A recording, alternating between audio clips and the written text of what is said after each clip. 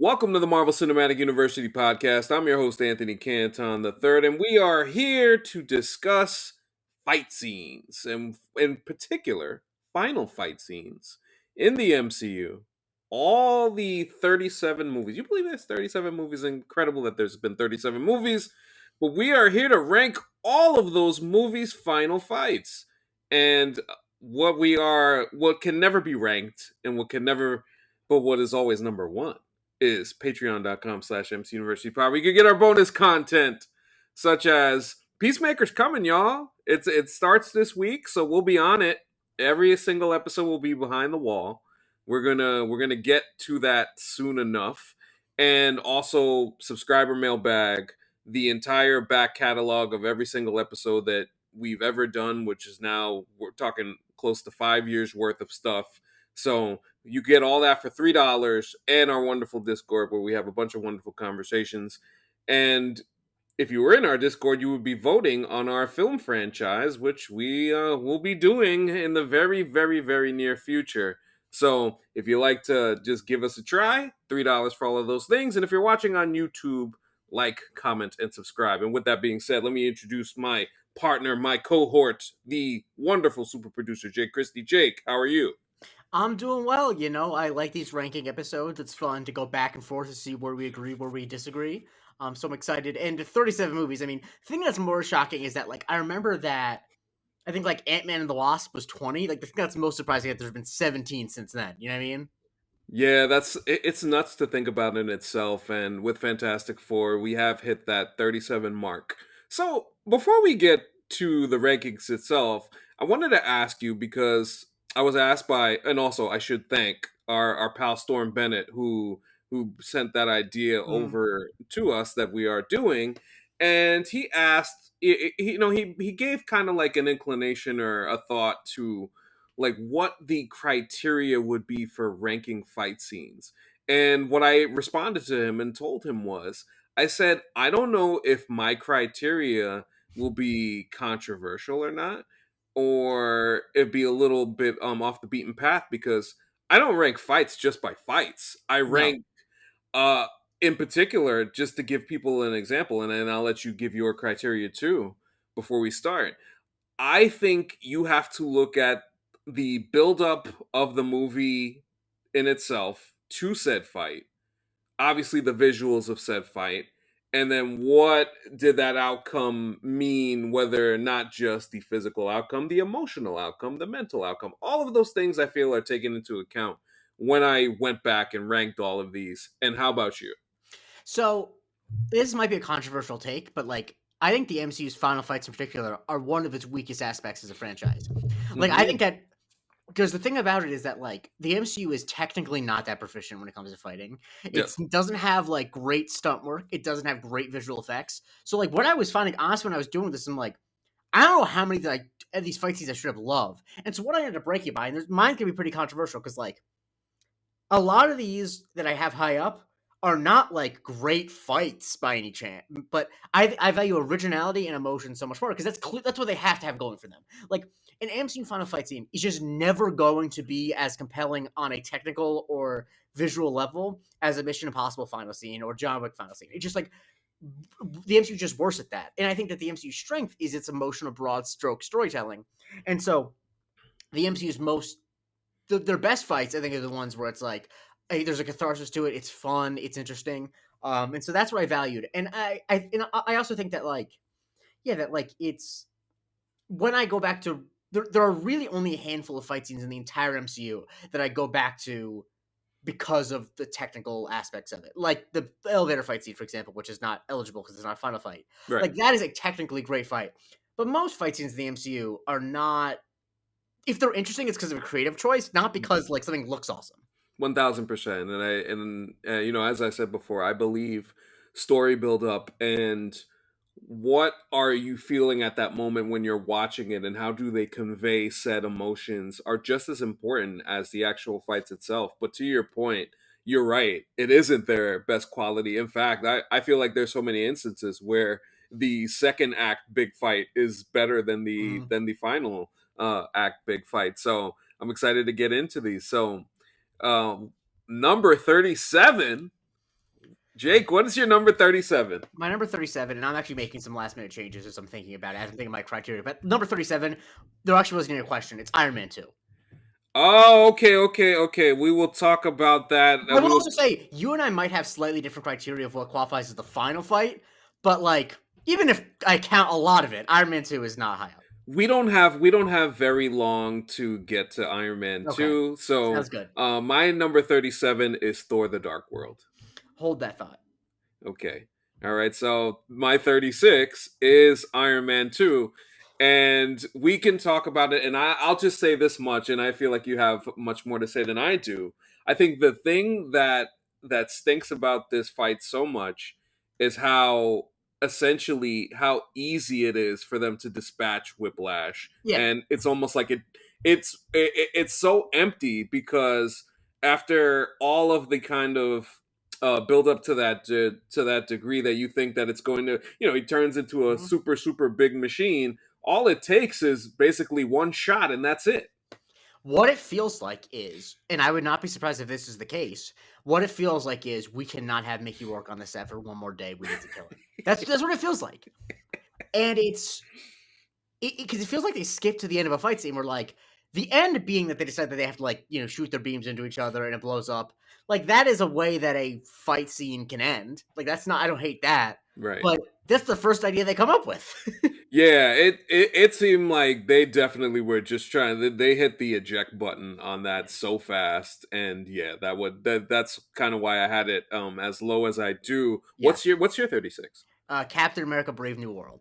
Oh, okay. Hold that thought. Hold that thought. All right. Number 35, my number 35 is The Incredible Hulk. Hold that thought for one more. My 35, and this might be controversial. I think this is because you can make the argument that they should start earlier, but I'm really starting this like the last 10 minutes of the movie. Black Widow.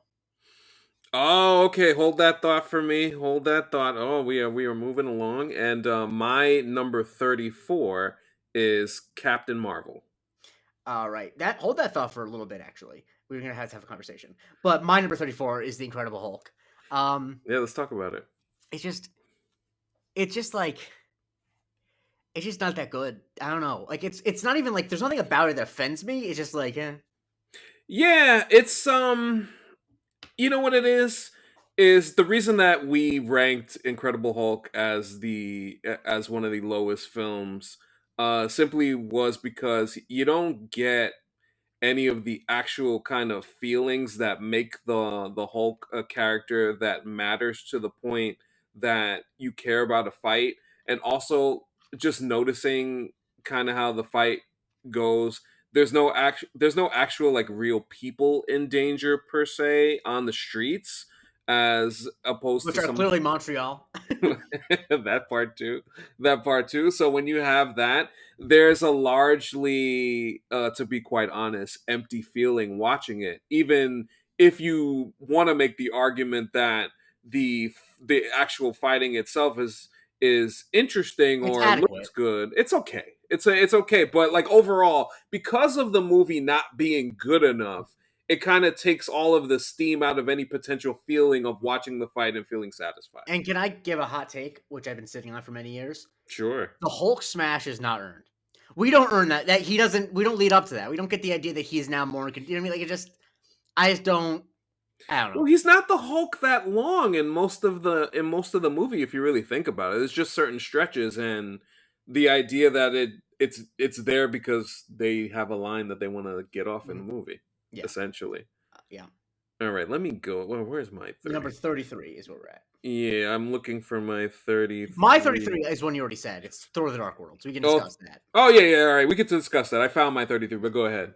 I mean, I only didn't rank it as low as you did just because, like, conceptually, the idea of like the convergence or whatever, and like things falling into each other. Like, I like the way that Malekith is killed. Like, that's fun, and that's the night. That's all I have to say about it. I mean, like, it's I think Malekith is the most soulless oh, absolutely. villain in the MCU. So there is no feeling of satisfaction or anything like that where after the all the fighting is done.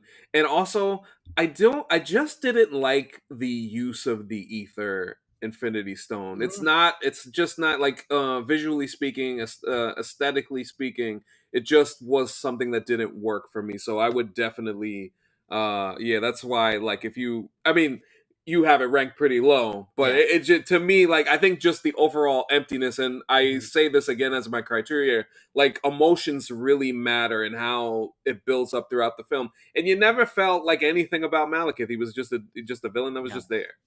So I my understand yeah. intellectually why, but the story decision to make him speak in a fictional language the whole movie is disastrous. It just you can't connect to the character at all, and it's a disaster.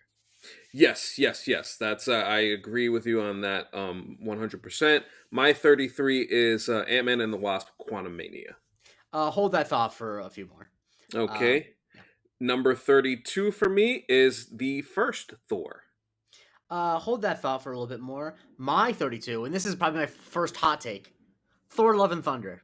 Okay. The Okay. kids, I liked it in the moment, and then every time I've revisited it and I rewatched a lot of these scenes, I'm like, and I don't mean this in like a it's unrealistic or it's like it's stupid. And I like I said, I don't mean that in like a because I remember I kind of was negatively polarized into appreciating it in the moment because a lot of like comic dorks were like, it's so stupid that Gore gets killed by kids. No. That's not why I don't care for it. I think it's Mhm. just stupid. I think it just doesn't look that great. And I don't know. It just is it just is kind of a letdown because I like parts of that movie. I like I like almost all the gore stuff a lot, and I don't like that. That's how he goes out. I don't like he goes out sad like that. I think it just is not. It doesn't fit the arc of the character, and like the kid stuff, it just did not feel earned at all. Like we keep checking in with them, but like I don't know about you, but like in hindsight, the thing you're tracking in that movie is not what's going on with the kids. They don't. No. I'm not watching the movie being like, I need the kids to have a cathartic moment. Also, I just realized you didn't say it yet, so I've been talking. I'm so sorry. You know, no, you know why you should not be sorry? Because number 31 is Thor: Love and Thunder. Oh, hell yeah. So that's why I let you go. Oh, okay, yeah.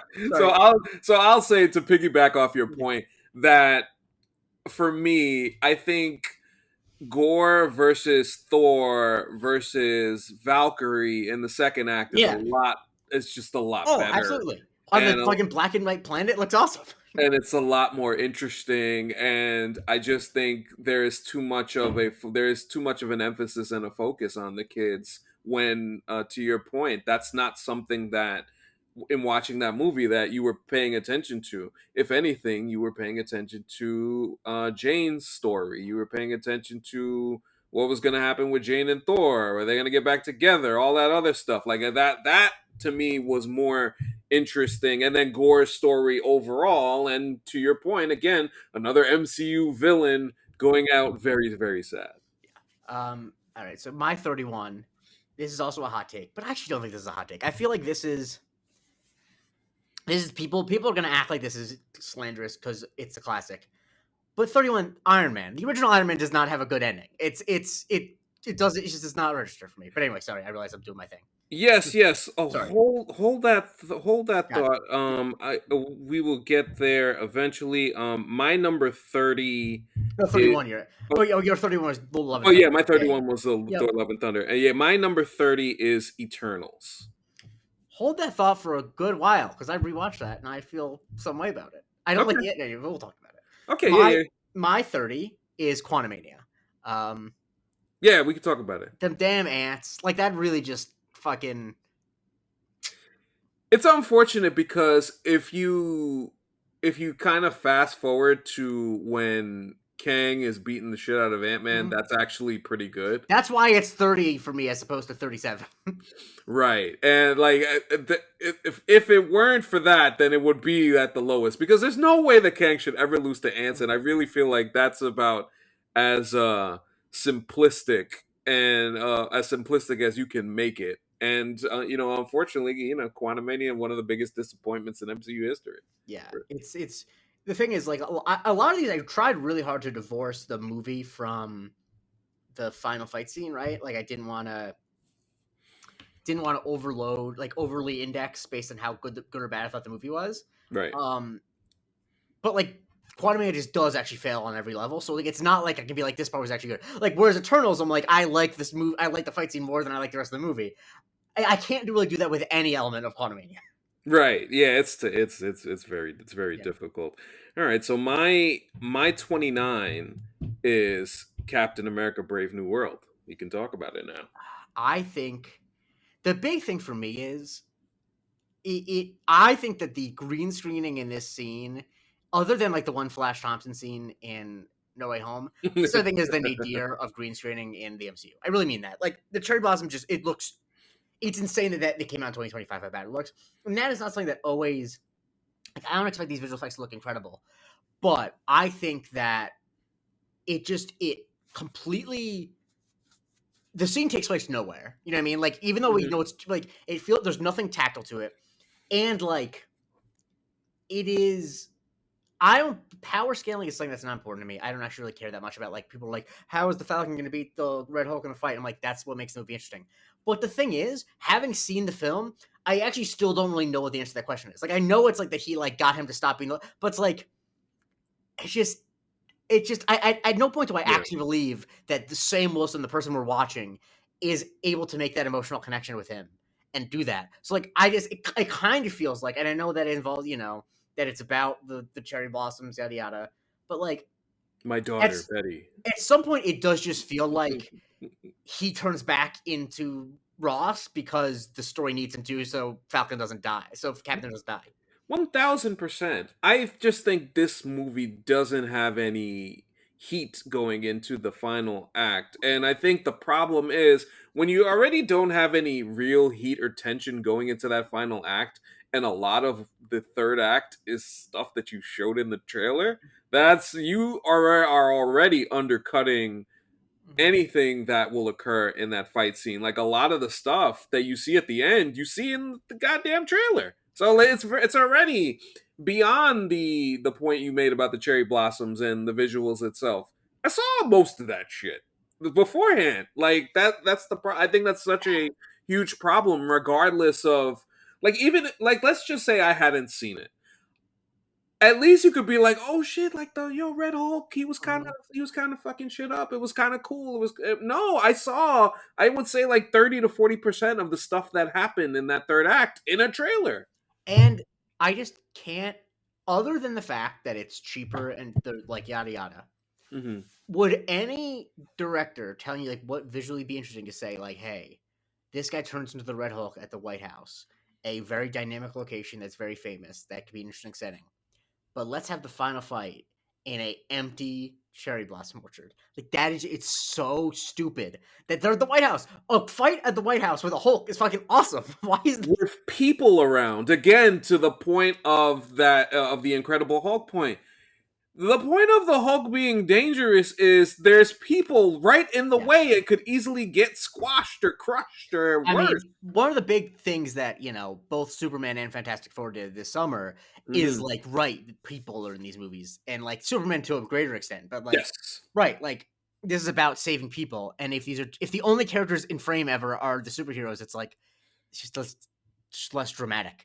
But yeah, he's around surrounded by people and he's like, I'm going to a Hulk who is hell bent on destroying things. I'm going to save everyone by going to somewhere empty. Okay.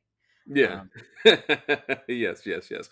All right, my number 28, we Wait, can no, talk. I didn't do my 29. Oh, yeah, yeah, my bad, my bad, my 29, bad. another controversial one, but I also think that this is probably just me cutting it off later than other people would.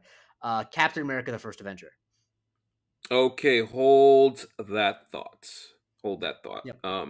Number 28, we can talk about now, the original Iron Man. Yeah, it's just like it's fine, Yeah, it's fine. but it's just not even close. It's like the fifth most interesting action sequence in the movie. And rewatching it, so much of it is dependent on Pepper Potts running and like turning off some switches. Like it's you know what I mean. The delays in press the button now, press the like that shit at the end. Definitely hurts it on rewatch mode. And yeah, to your point, the reliance on Pepper, and also I feel like hashtag everything is wrestling. I feel like this used a lot of like what they call hold spots, Hmm. where it's like you kind of things come to a stop for too long, and then they resume, and then it comes to a stop again for too long. Like the ice scene is okay. That's like a legitimate okay. You could say that Tony used his smarts to get him up in the air with the ice. But then, like it's still a continuing thing. You gotta wait for the next part where he takes it, where he crushes the helmet, all that other stuff, and then you gotta wait again for Pepper to press the button. So like you get so many delays in that fight scene. So it definitely is low, and I can understand why you would have it where you did, for sure. Yep. So my next one, what number are we at? It doesn't matter. 28. This is gonna be super controversial because I Okay. love this movie. This is a one of my top 10 MCU movies. But the ending of Spider-Man: Homecoming is a dud. Really? Yeah, I'm not a huge fan. Anyway, but we'll Hold we'll that talk. thought. Okay, hold that thought. Okay, okay. Well, we'll definitely talk I'm about it. glad I'm glad there's some house divided because it's not. Then what's the fuck's the point of the podcast? Yeah, absolutely, absolutely. Number 27 for me, Ant-Man and the Wasp. Yes, that hold that thought for a couple spots. Okay, My and 27, we can talk about it because you said it earlier, is Thor. I put it a little higher because it does have some of like the Shakespearean drama between Thor and Loki, and I like that. But it's better than the fighting to me. That's yeah, the exactly. drama is better. It Like is. Yeah. the build up of the rivalry of Loki and Thor is what gives this any type of juice. If it didn't have that, then Mhm. I would not care about this fight at all, because it's not anything to write home about, and No, not a lot happens, to be honest. no, it doesn't. And because Thor is so obviously a match for like he could beat Loki easily, physically. And I Yes. think that it is just I do the thing I appreciate about it somewhat is I do like that it does have character moments between them. But yeah, that's obviously not part of the fight necessarily, but it's in the scene, so I counted it as such. But yeah, it's fine. I like the setting is cool. Like the bridge is a cool place to have a fight, but it's kind of at the same level as the rest of the movie. Where I'm like, yeah, it's this was good for the 2011 MCU. Yeah, sure. number number 26 for me. We could talk about it now since you picked it earlier. Black Widow. Yeah, it's just. I mean, the bit where they're falling is bad. It looks bad. It's stupid. Um, The shot of Florence Pugh is yeah. always gonna kill me, man. And then, like the bit we actually just learned, today when we're recording this, that Ray Winstone reshot all of the scenes and the whole That's bit amazing. Yeah. of with the pheromones or whatever, and like it's just there's maybe an actor could sell that, but he doesn't. And then I don't know. Then the bit with like it's just stupid. Like I think that unfortunately that the movie has promise. There's things in it I like, but it just has no fucking clue what to do with the Red Room. Like it doesn't know what to do with those characters. It doesn't know what to do with as a Yeah. setting. It's Yeah, I'd make the argument that the first two acts leading into the third are pretty good. They're pretty solid, actually. Like on rewatch, yeah, the Elena and Natasha stuff, the family stuff, Red Guardian, all that stuff. That's a lot of fun, and even some the action scenes are cool. It just, like, by the time you get to the third, and it's an MCU problem. Like the third, it just feels like it doesn't. The problem is Ray Winstone is he's one of the main villains, and that's just not no, going to do it. And then the other villain is you not talking back to them, so like yeah. there's no back and forth with that either. And I think that the fact that we learn that Taskmaster is Antonia that late, like that takes away any juice in previous fights. And a big criticism I have of the movie, both from a story standpoint Hmm. and from like just like this is probably not the movie we should make. Like the movie's about freeing these women from the Red Room, but the women in the Red Room are not characters at all, and so therefore like the Yeah, fight's not compelling. Like it's supposed to be interesting on some level that like they're all trained to kill Natasha, who is trying to save them, but like once they're not real people, the way the movie portrays them, so there's not the tension that should be there is not there really. yeah. And so yeah, it's mid. But yeah, it's that one shot that of Florence Pugh definitely sent it down my list. It's so funny. It's so funny, man. Yeah. Oh my goodness. Okay, what's your 26? We'll talk about now Ant-Man and the Wasp. This one was hard because like one of Hmm. the better things about this movie is that there really is no. I don't even know what you'd call. I guess you'd call like when Ghost is there, but it's so the last like 40 minutes of it are so continuous action really that Yeah. um I have really no complaints about this. It's just like, what is the final fight? There's nothing. There's not really a moment like that. So And then on top of that is Sonny Birch. Like Sonny Birch is just a dude. So mhm. like at the end of the day, it's not Ant Man turns big. You get Giant Man for a little bit, and then you get the ghost stuff. It's okay. It's fine. It's not anything to write home about. But you know, it's funny. I do like that. I do like that movie. Oh, I do too. Yeah, I like that movie more than I would have think, especially on rewatches. I've It's actually such liked. an easy rewatch because it's relatively small stakes in a way that I like. Yes, yes, yes, yes. All right. So number But the 20. problem, a problem too, like Yeah. we said, is that there is definitely a better act. Like the action sequence when we first meet Ghost is way better than the whole one. Oh, Like I mean, so it's hard. That's always a hard thing. It's like, oh no, they did a better action sequence earlier. 100%. I couldn't agree with you more. Number 25, a movie that I like more than most people, but I had this ranked where it's at, Deadpool and Wolverine. I have it a little higher. But yeah, I'm glad that I'm not the only one who doesn't love that scene. But we'll Yes, talk. what's your 25? Um, just because I mean, once again, I'm cutting it off at like just the fight scene, and I don't even dislike this moment, but Guardians of the Galaxy. Oh, okay. A lot of people don't like this. I have it way, way, way higher on my list I'm for. sure you do. It's fine, but now we're in the territory of like nothing I'm doing now gets me mad. You know, we're out of me getting mad at these. You know, Yes, yes, 1000%. My 24 is the Marvels. hold that thought a little bit. My 24, and this might be controversial because there's a lot of characters in it and there's some fun moments, but I think in the context of the movie leading up to it, my 24 is Avengers: Age of Ultron. We'll talk about it. Okay, yeah, yeah. We'll definitely talk about it when we get to it. My number 23 is Iron Man 3. Hold that thought for we actually can do back to back conversations because my number 23 is Deadpool and Wolverine, and my number Oh, 22 is Iron Man 3. So let's start with Deadpool and Wolverine. You go yes, first. yes. All right, so Deadpool and Wolverine. Okay, so I remember saying on the Deadpool and Wolverine pod, I just enjoyed the movie because of the not only it's just so heavy on nostalgia and bringing back some of these old characters, and obviously Jackman and Reynolds just having a grand old ball. A lot of it is a lot of fun, and then the I think the thing is because it is such a empty calories movie, by the time you get to the third act, and this happens on rewatches, where you're just like, oh, okay, okay, okay, and then like the emptiness of the killing of all the Deadpools That's what I was gonna say. It feels like they're nothing. for them to just what you call it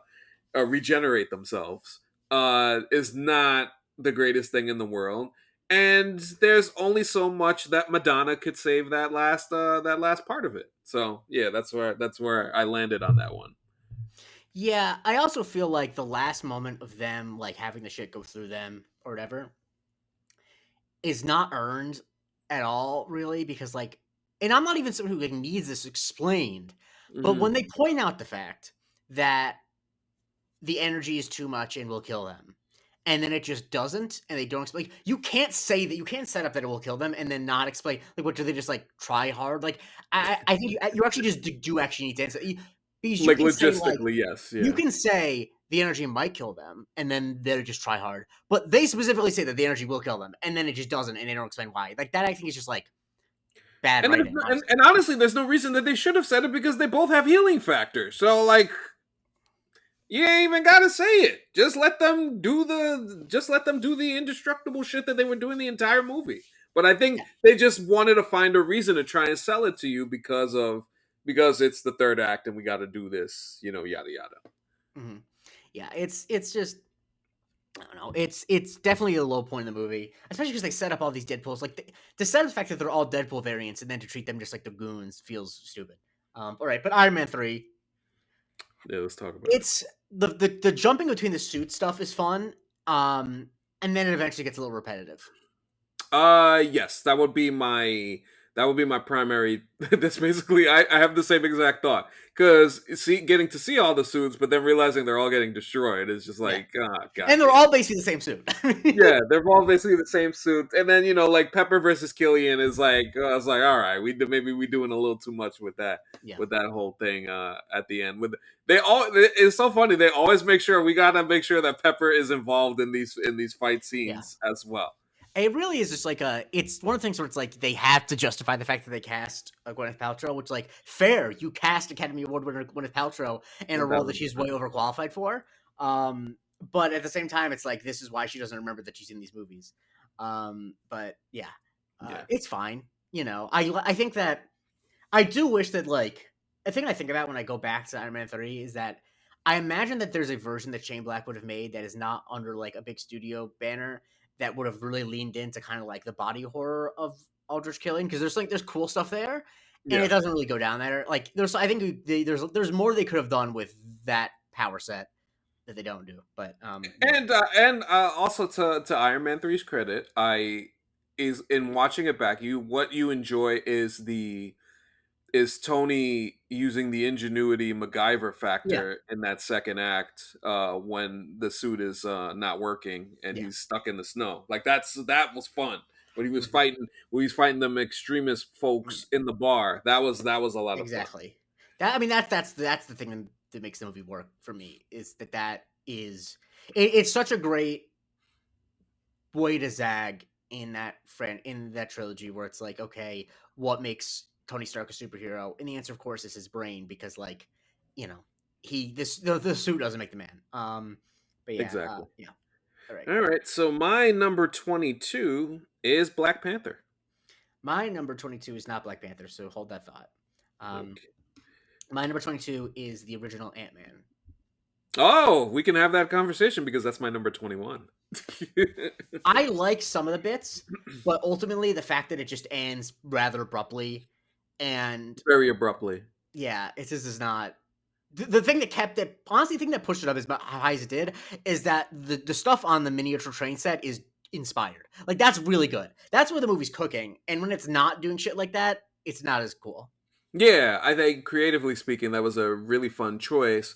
But then once Yellow Jacket dies, quote unquote dies, then we got the whole quantum realm bit for a little bit, and I mean that's fine. We don't obviously get to see it later, and then in retrospect, like realizing what we were waiting for was just just something very goopy and Yeah, not good looking.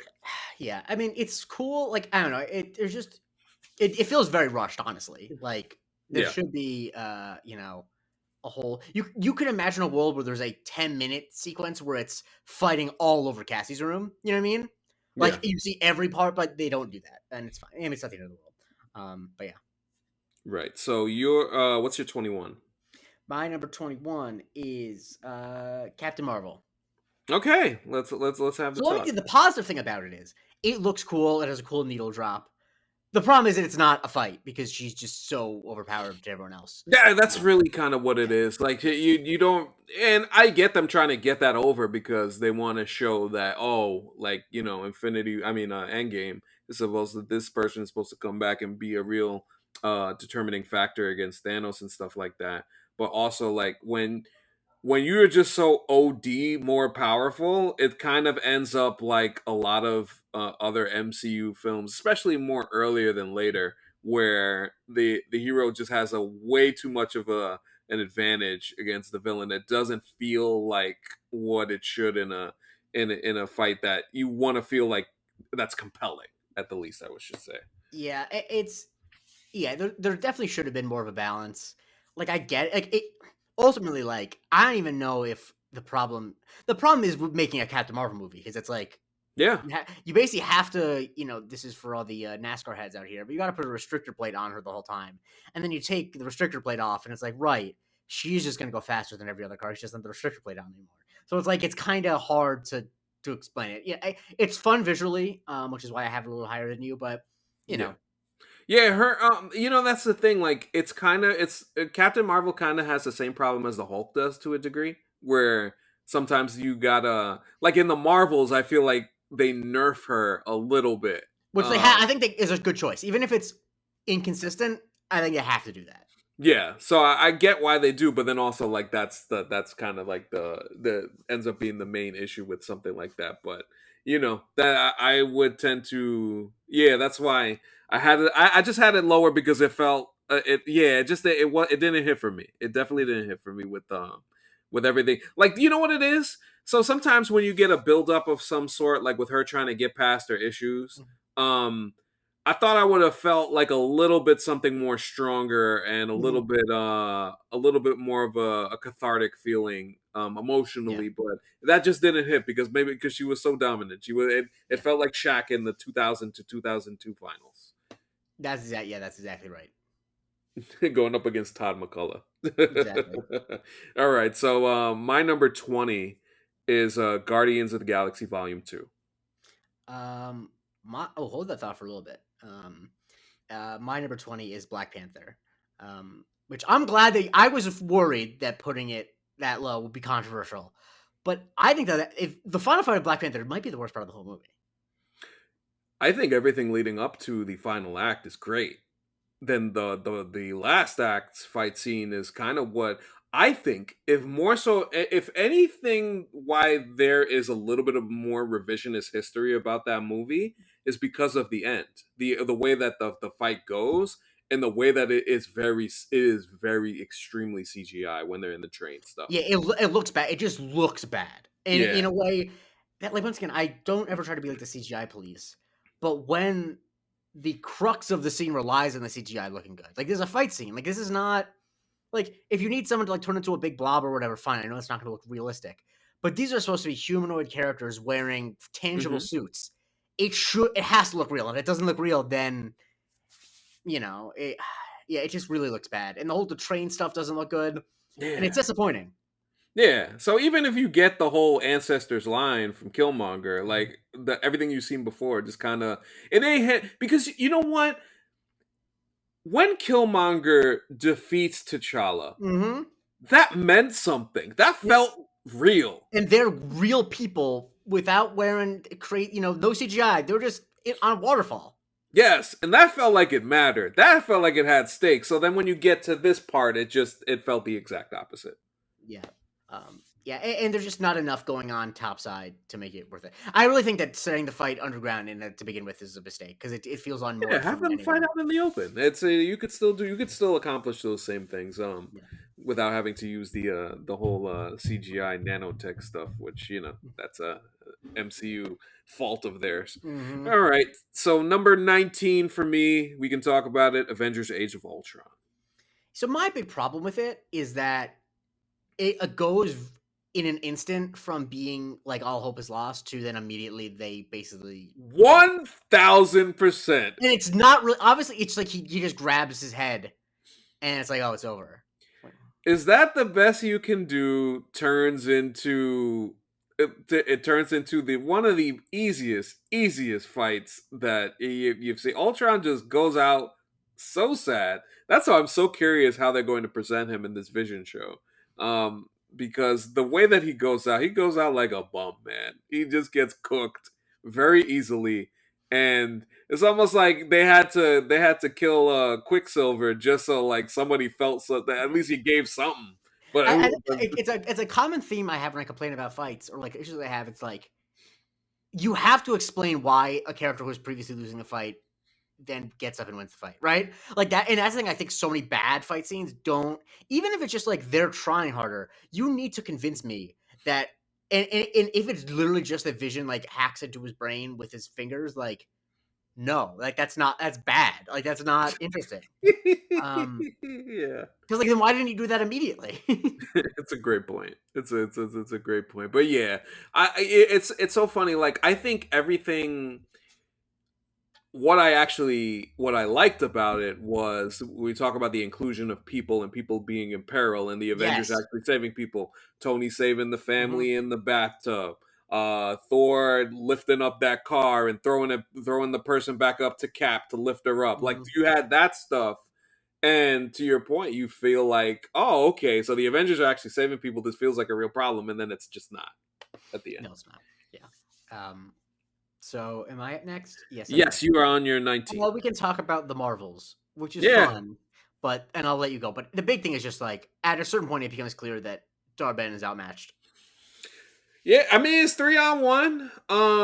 It's 3-on-1, so that's part of it. I love the teamwork. I love the synergy. I think that was one of the best parts of the movie, them developing as a group together Mm-hmm. and power of friendship, sisterhood, all those wonderful things.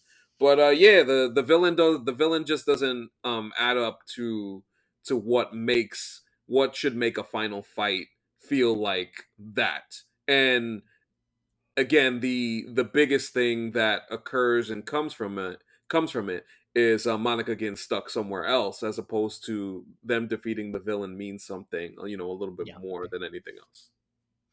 Yeah, it just you just need to have Darben. I they just didn't don't establish her as a huge like I don't even mind that she's like kind of a half baked villain because like the movie's not about her so much, Right. but like I they just don't establish her as being that powerful in a way that is I think it comes to roost in the third act.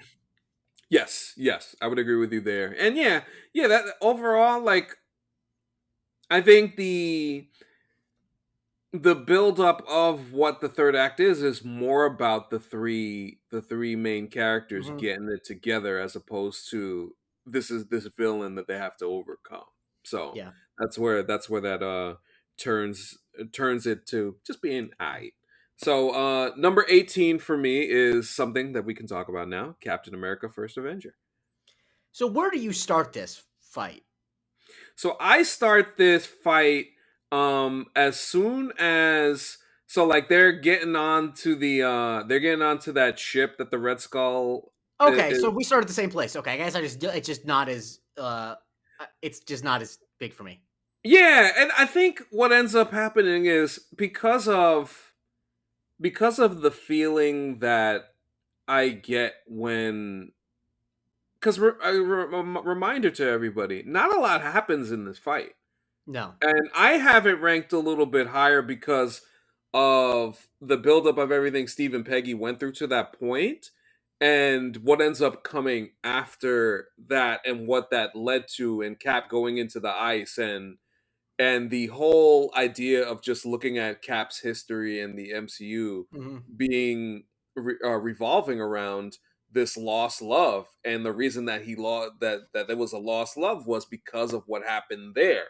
So this is way more of an emotional uh center for me than me looking at visuals and punches and kicks and stuff like that, because Cap and Red Skull, they just really kind of just like fighting over the Tesseract, and it's not anything special. But from an emotional standpoint, I felt when Cap was going down and having to say what he had to say, that hit more. And obviously, the end of the movie, which I think is one of the more powerful endings in MCU history, in my opinion. Yeah, I think that it's not the high point of the movie at all. I mean, the conversation is the high point of the movie, but I Mhm. like with Peggy. But I think the fight, like, it kind of feels perfunctory. Like, it's pretty clear that Red Yes, Skull is very. gonna um, end up end up taking it out. But yeah, I think your point's absolutely right. Um, my next one, what number am I at? You should be at 18. My 18 is Black Panther: Wakanda Forever. Oh, that's my 17. Okay. So the thing I like about this is Mhm.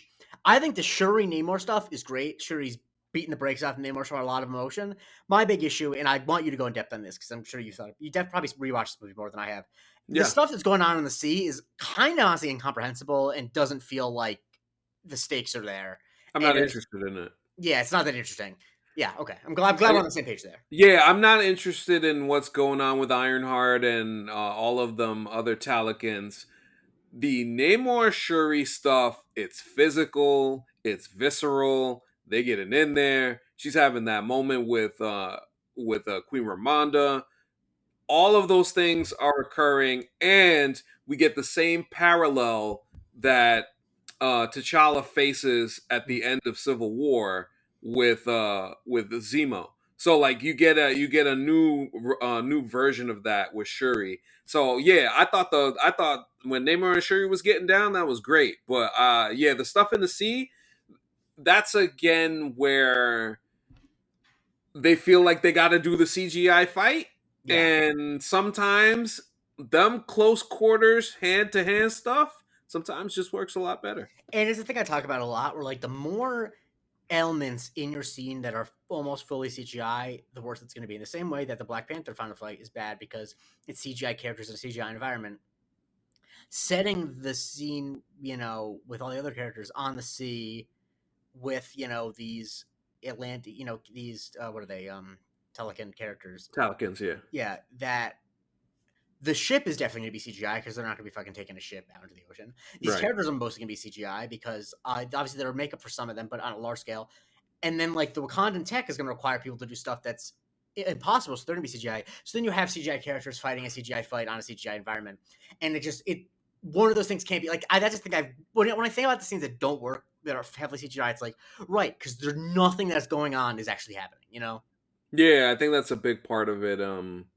Everybody's basically everybody that and they even everybody's in some type of funky armor. So like it just doesn't it don't hit like when Namor stabs Shuri in the side. Like Mhm. that's like, oh okay, we getting Yeah, real close with this. and that's one of the few fights that I legitimately in the theater I was like, I think Namor's got to come back, but like she looks like she's gonna kill him.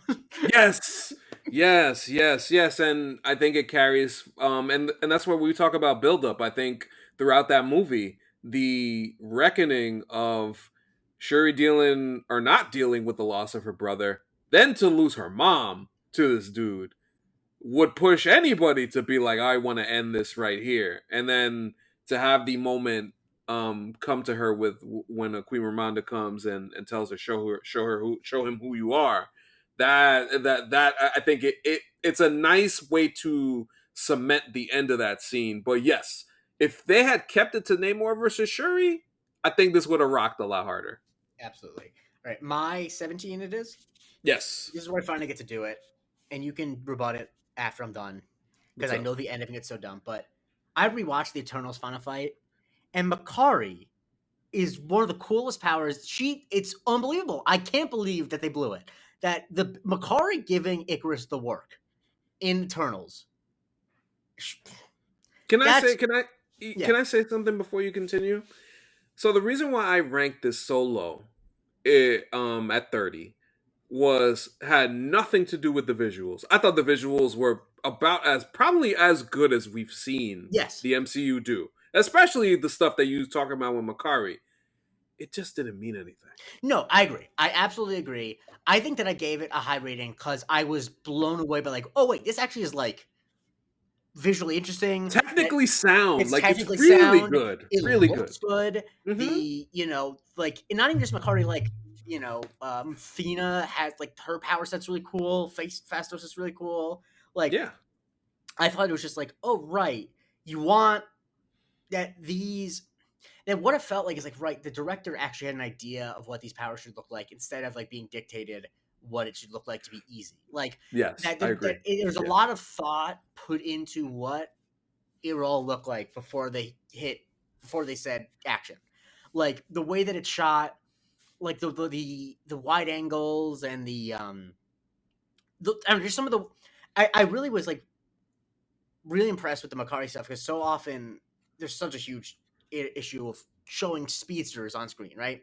Like, and like the general way to do it is to do like the Flash or like that dumbass Quicksilver in way the the X Men Flash movies. Not runs even in just the the running, damn but like movie. to make it basically slow But the motion, right? actual, but yes. And that is, I think, a fine. And I think the Quicksilver stuff in the X Men movies is really cool. And then there's obviously the Quicksilver and Age of Ultron idea of just like making it like a blur. And I think that this actually like the Makari stuff actually Marries the two. marries it to it in the way that like she's not a blur.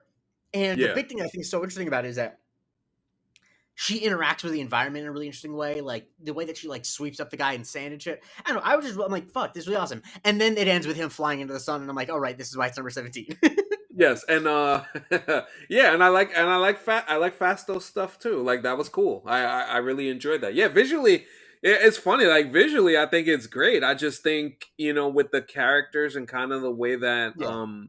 there's kind of like a bumpy road to get to that point. It just never you never felt the way that you would have wanted to feel. And honestly, and again, it's like I've always said about that movie, it's just overstuffed with too many characters. If they had centralized it a Yep. little bit more, I think that movie would have hit a little bit more. Yep. All right, so I am at number 16, the Sweet 16, Fantastic Four First Steps. Hold that thought for a little bit. My number 16, you might throw something at me, What's but up? Captain America: The Winter Soldier. Really? Yeah, I Oh think. my god, this Yeah, is shocking.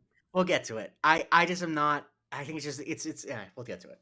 Okay, okay. Oh wow. All right. Number 15. This might be a little bit low for you, but Thunderbolts. It is low for me. Hold that thought. My number 15 is, and I feel bad saying this because this movie has a lot of great action scenes, but Shang-Chi and the Legend of the Ten Rings.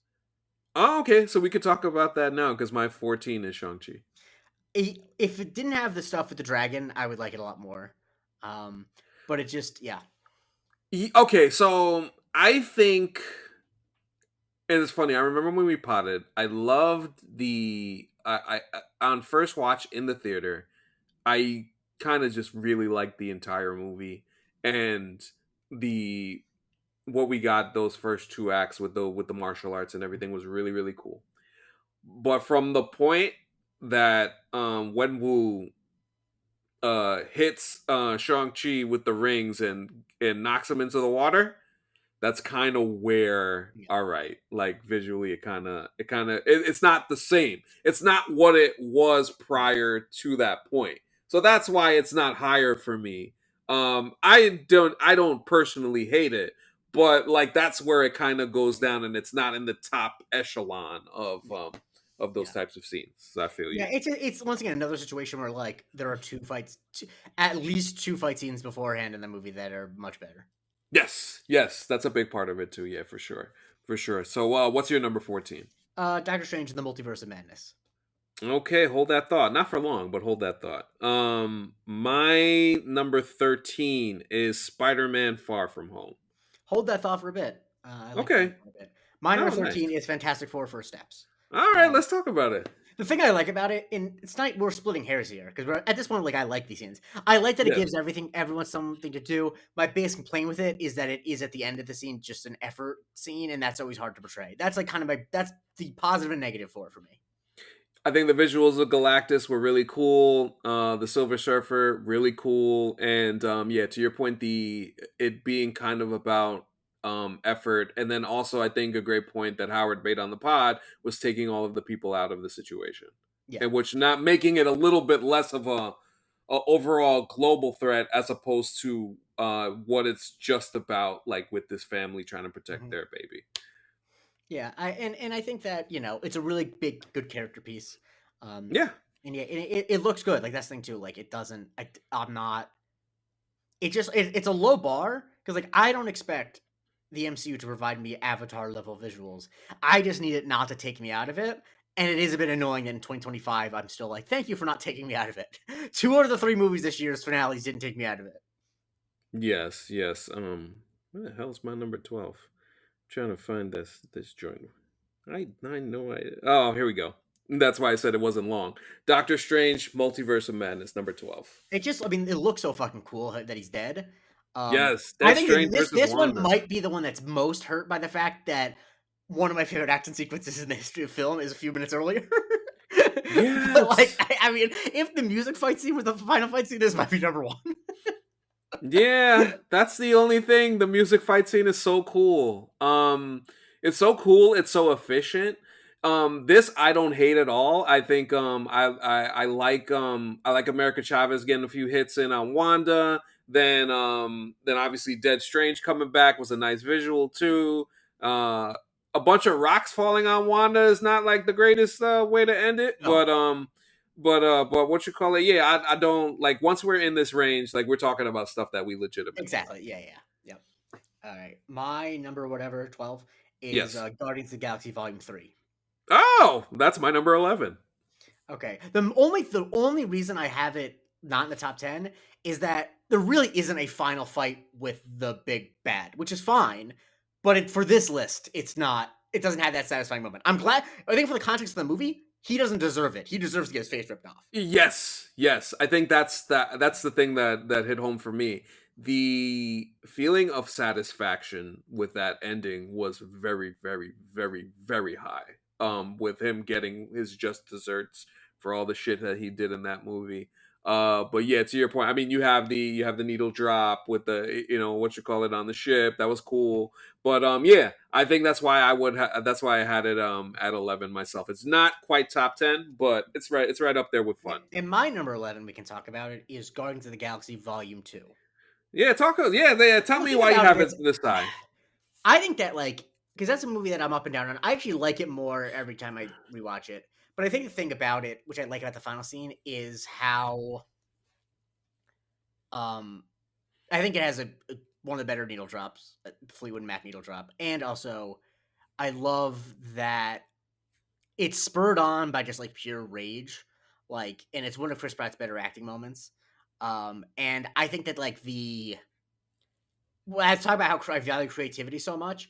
The Hmm. creativity, like the different shapes and shit, like how he makes like Pac-Man or whatever. I think that that's like really cool, and I like that it is that's going on as like the A plot during it, and then there's the B plot of like them trying to blow up the planet.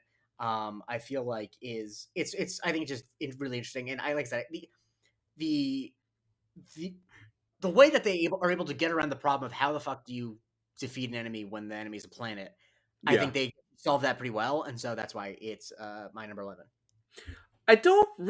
My thing is, and this was more of a I liked other stuff more than this.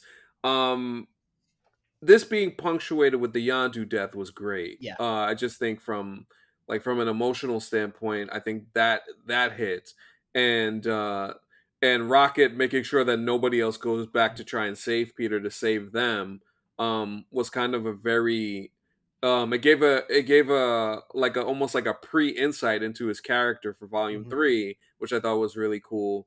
But yeah, like I don't know. Maybe it's the ego of it all. That didn't necessarily hit for me as much. Peter being a super celestial was kind of okay and whatnot.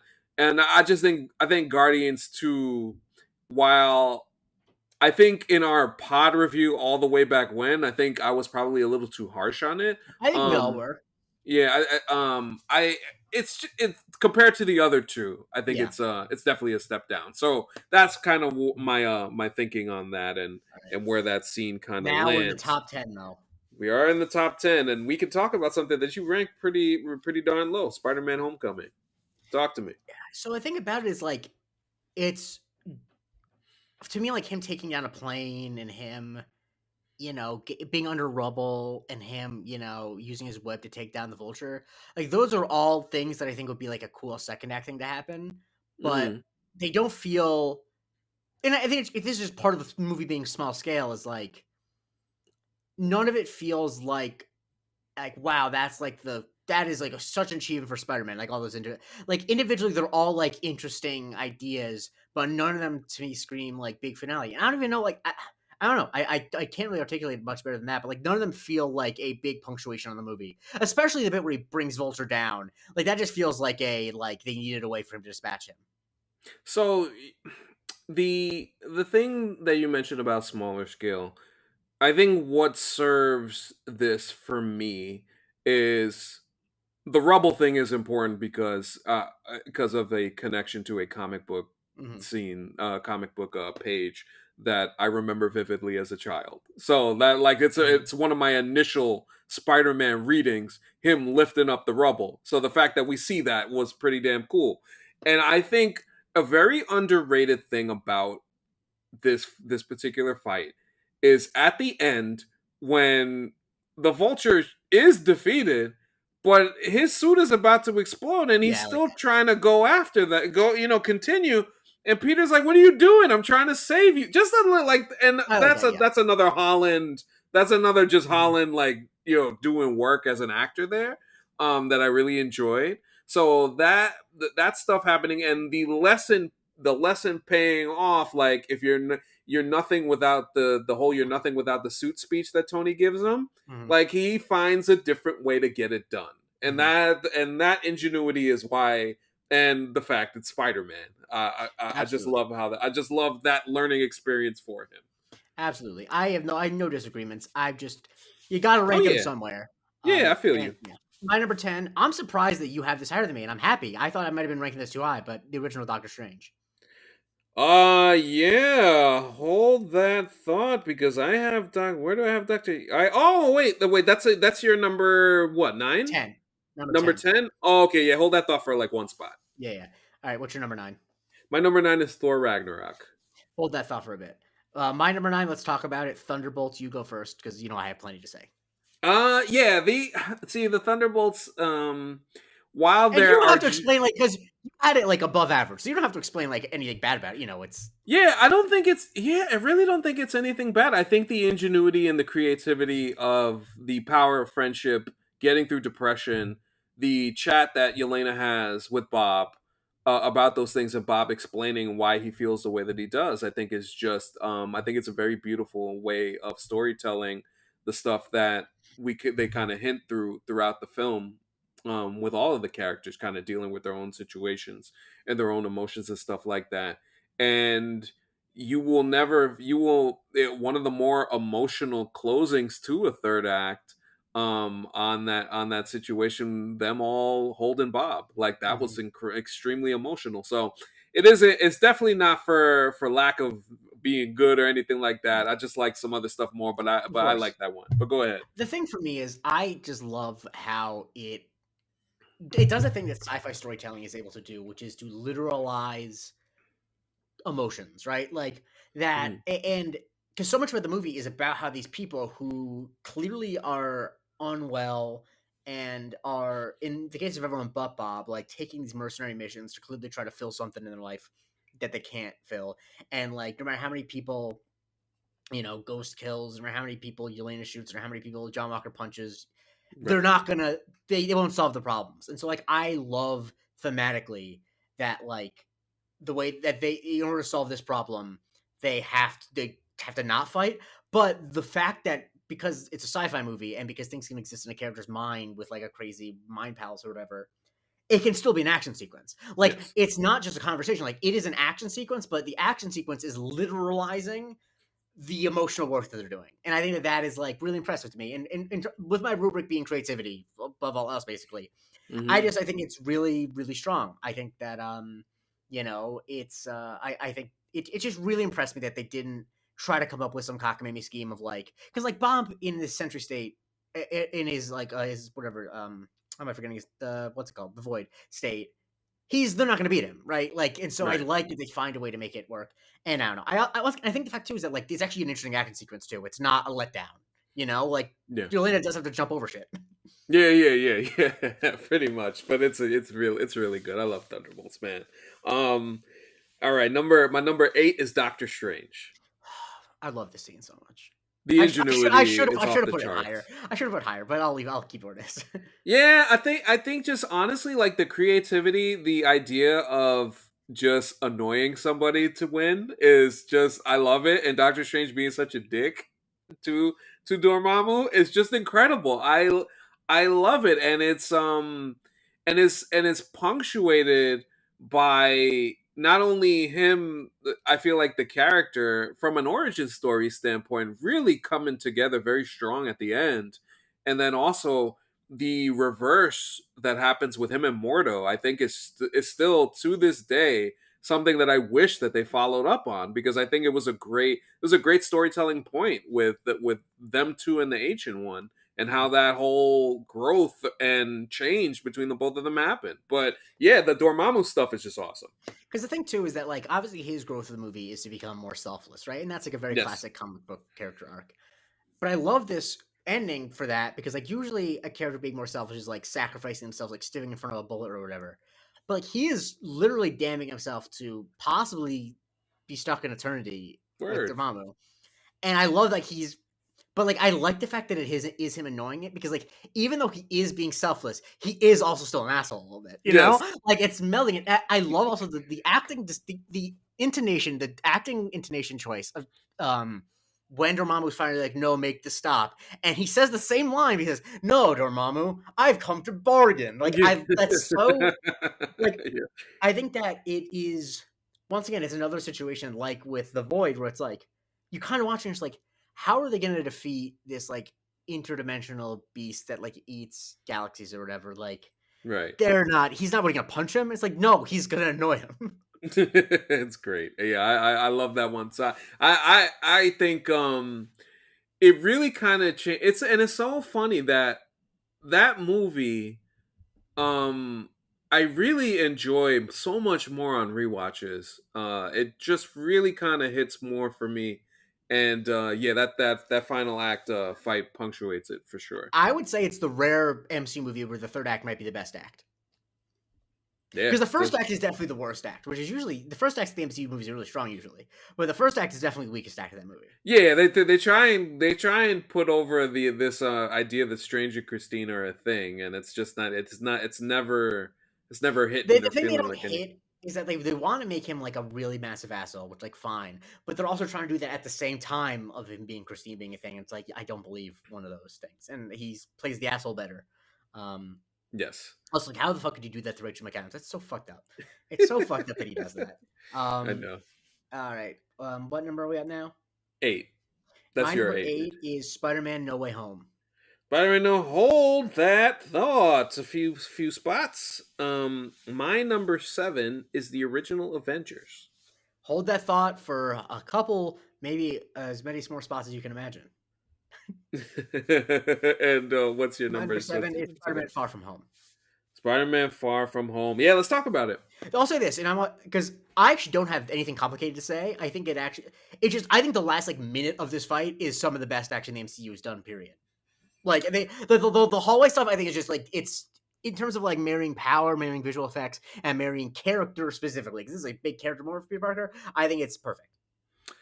Yes, I agree with you. And the only reason I did not have this higher is because I actually thought when Mysterio kicked his ass was a little bit better. That's true. That's definitely true. So that's kind of where I land, but you're definitely not going to get a like a real like strong argument out of me as far as that being anything but really good, because I think to your point, like the character needed that moment, and for him to have that, and then even like the little thing of the way that Mysterio holds the glasses like a Mm-hmm. gun, Mm-hmm. that was also a little touch there as well. And my number 6 is Guardians of the Galaxy, the original Guardians of the Galaxy. Um, it's funny because if you look at it just uh from visuals fight, it ain't really a fight. No, not at all. It's not a fight at all. But I think the way that it all comes together, like from the moment that Groot sacrifices himself, and from the point to when they're fighting over the Power Stone, Peter has that moment where he sees his mom, and they become a family. They become partners, like in a real way after fighting for the entire movie. Um, was a very it to me, like it made this movie that I was so shocked at how good it was. It was such a great way to end it, as opposed to them figuring out a way through fighting. No, Mm-hmm. it was their own togetherness that brought them the victory, and it gave such a it left me with such an emotional high, and that's why even if there's not really anything happening besides the whole Power Stone situation, the dance off to save the universe is very high for me. I'm not even going to say anything in opposition because I don't feel strongly any one way or another. I think it's very Mm, fun, and yeah, I love what you just said, so I'll let it be at that. My number 5 is Captain America: Civil War. Now we're obviously in the top 5, so I know this is gonna be higher for you. But yes, we're of in the top course. 5, so what the fuck are we talking about? You know what I mean? Yeah, the top 5. Yeah, number 5 for me, Spider-Man: No Way Home. Yeah, I really like this a lot. The only reason it's not higher is just that I think that like the the depowering of the people is kind of an underwhelming thing. It does, Yeah, especially given that, like for example, that they didn't actually have Thomas Hayden Church on set. It like just is not that interesting. But in terms of emotional moments, might have the most emotional moment outside of Infinity War Endgame in it. So you know, I just think I just think when you get to this point, it's just about degrees, and I think Yeah. just seeing the three Peters in action together, the whole Peter 1, Peter 2, Peter 3 thing, that was great. Um, them working off of each other, that teamwork, and every single moment that you get. There's like about like 45,000 different things that you could talk about with Peter 2 oh no, Peter 3 catching it, Garfield catching MJ, like that stuff. Tom having his anger moment going after Goblin, like all of that stuff. Everybody's involved. The nice little callback that we get with Toby and Alfred Molina. That was it. Like all of that stuff. There's so much that is so good that you don't even care about the depowering. It's just an incredible like injection of nostalgia and everything that you love about Spider-Man in that. So yeah, for sure. I could Mhm. totally Yeah. yeah, that being Yeah. that being the 5 is just like tremendous. Yeah. All right. So my number four is this one. There's honestly no, it's top five. No, no, no one's allowed to be mad at me for not putting this number one. Avengers: Infinity War. Okay, yeah. If any, hold that thought for me. My no, my number 4 is Captain America: Winter Soldier. We can talk Okay, can about it I just say now. I'm just gonna get out why I have it lower, and I'm not gonna talk because I don't want to yuck anyone's yum. It just in terms of creativity, I just was like it's not the most creative fight scene, and that's it. That's the only reason it's low, and I'm being unfair, but I want you to go. Uh, Physicality, trauma.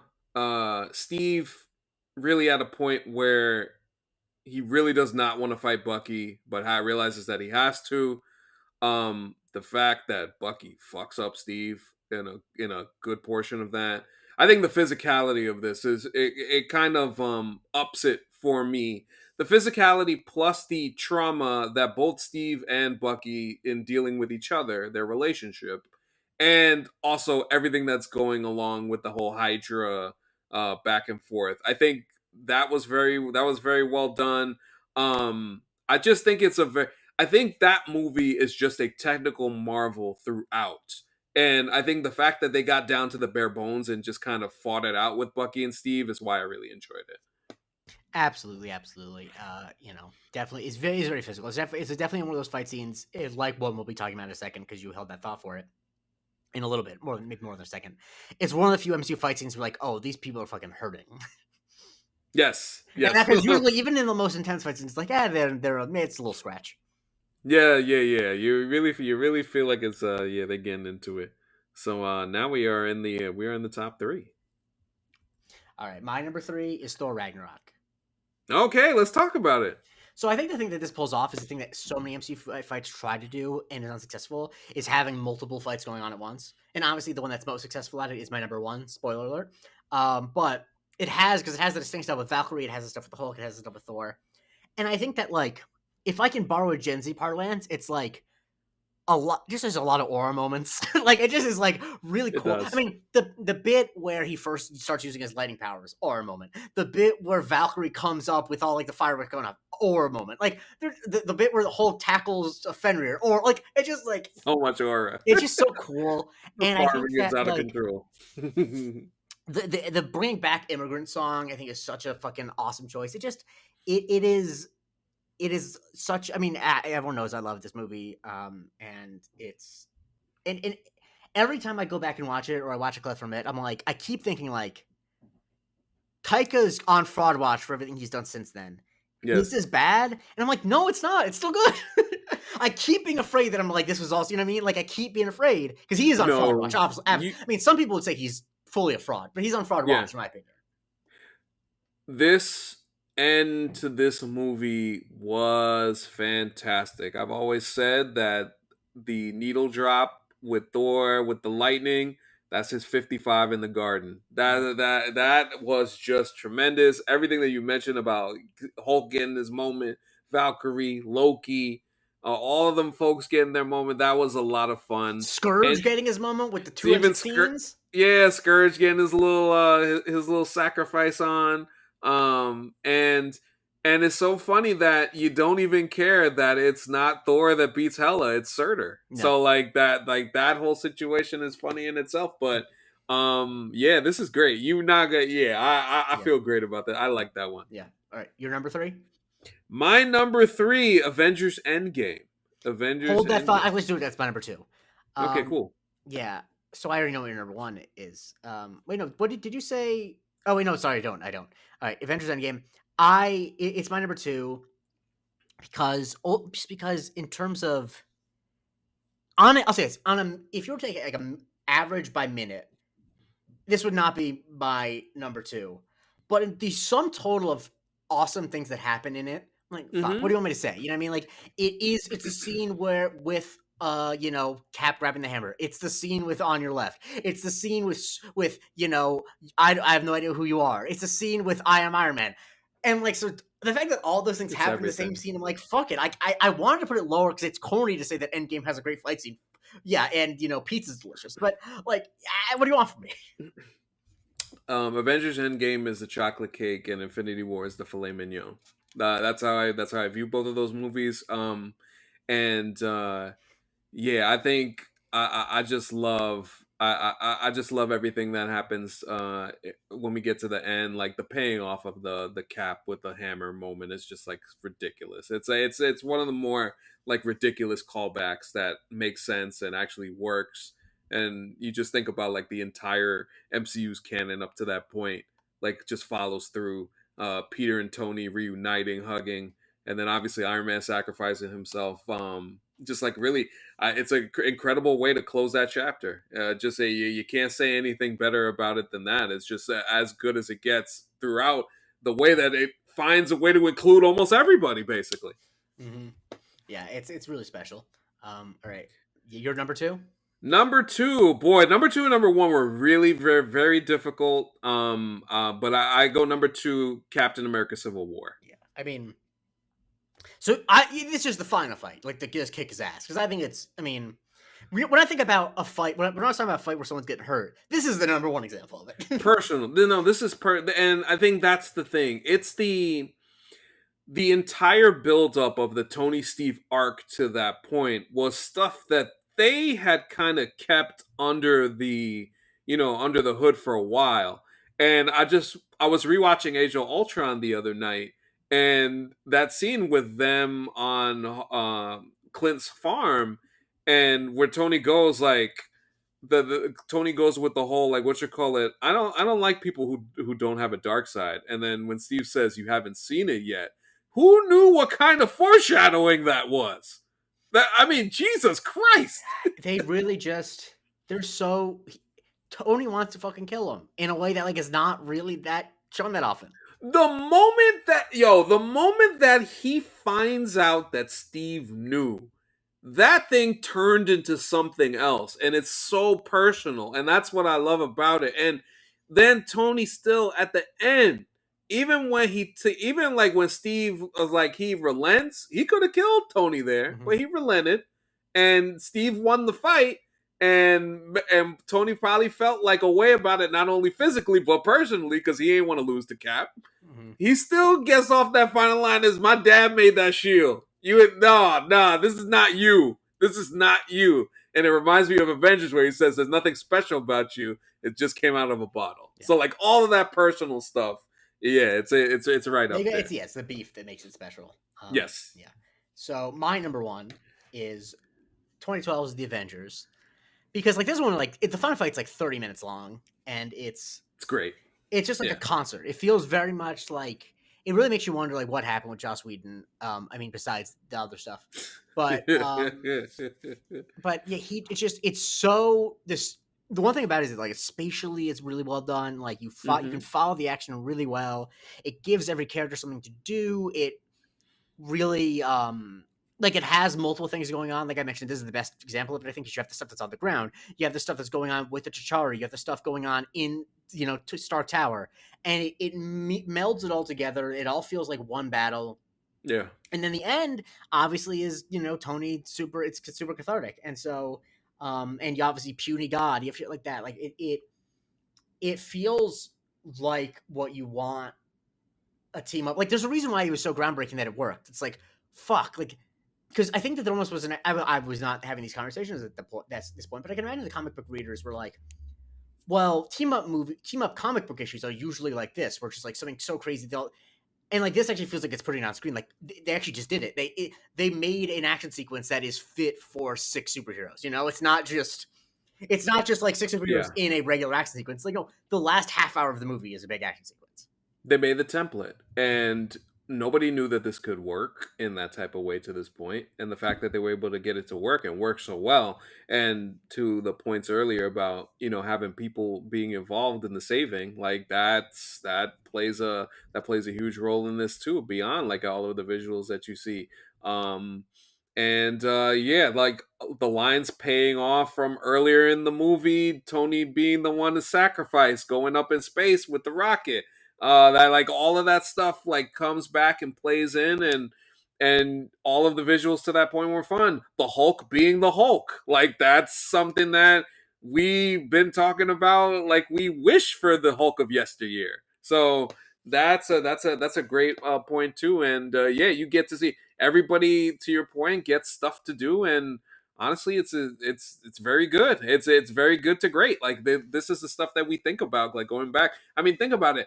It's been 13 years since that movie came out, and it still hits like that. Yeah, man, this is a real one. Yeah, absolutely. And you're number one, obviously, but process of elimination. Talk on it. Yeah, Infinity War. Okay, so I have this ranked as my number one movie, and I just think everything that you see from the beginning of that movie leading up to the end, it just plays out in such a it's really magic how they found a way to separate everybody but yet make all of those fights seem like, wow, this is it. Like if they lose, they really lost. And then to give them the hope of possibly having a chance when Thor gets the hammer in the chest, that part was yeah, so like that part was incredible too. And then I just think the uh, Tony, Spider-Man, the Guardians fighting Thanos in space, and then you have the rest of the Avengers and the Wakandans fighting the Black Order. Like all of that was so part. Thor entering Wakanda, like the whole all of those things. Thanos killing Vision, like Jesus Christ, them fading away, like all of that stuff. There's so many things going on, and they found a way to make it work and work perfectly. Yeah, there's so many great moments, and the scale really works. Like you do really feel like as with the kind of stuff Wakanda stuff, you feel like there are thousands of people fighting on that battlefield, which is something that's not easy Yes. to do. Yeah, and it's really awesome. I think it's a triumph. It's the movie that I think you know. Yes. There's only so much we can say about it. We talked about the movie ad nauseum, but yeah, I absolutely no qualms with that being your number one. Yes. And your number one. What was your My number number one one? was the Avengers. We already talked about it. Oh yeah, that's right. We already talked about it. Okay. Yes. Yes, and that's the list. We're Yeah. 37. We got through it. In doing this exercise, well, what do you feel now in retrospect? I feel like I want to see some better made fights because I think that like there's the creativity there, and like so many times the ding on a fight I had was that it wasn't executed that well. And so I hope that they put in some effort into you know making the fights look good. Like, and that sounds so rudimentary, but that's what I want them to do.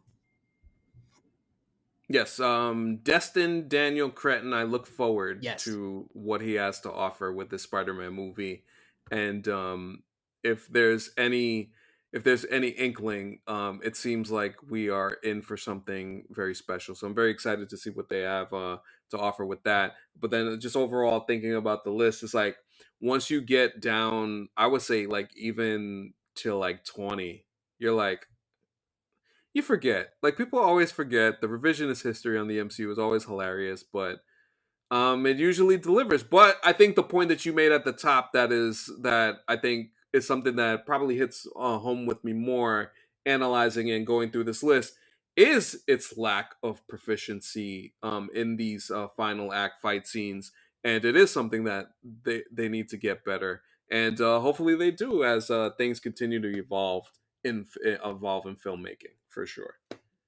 Yes. So, with that being said, this was fun. Really enjoyed doing this, and I hope you guys listening and watching did too. Jay Christie, as always, love you, brother. Where can we find you, my friend? On Twitter at the J Christie, on TikTok at the J Christie, and on Blue Sky at J Christie. Sure. And of course, you can follow me on Twitter at Anthony Canton _3. Follow the show on all platforms at MC University Pod. Like I mentioned on the Patreon, Peacemaker. Check us out on there talking about Peacemaker. The subscriber mailbag stuff, the film franchise stuff, which should be really fun once we start diving into that. The Discord, all those things. YouTube, subscribe to that. And we continue keeping this train moving on different times with different things. It's so fun recording these in advance. In advance now that I feel like I'm time traveling into the future. It's a lot of fun. So for Jay Christie, I'm Anthony Canton III. This has been Marvel Cinematic University, and we will talk to you next time.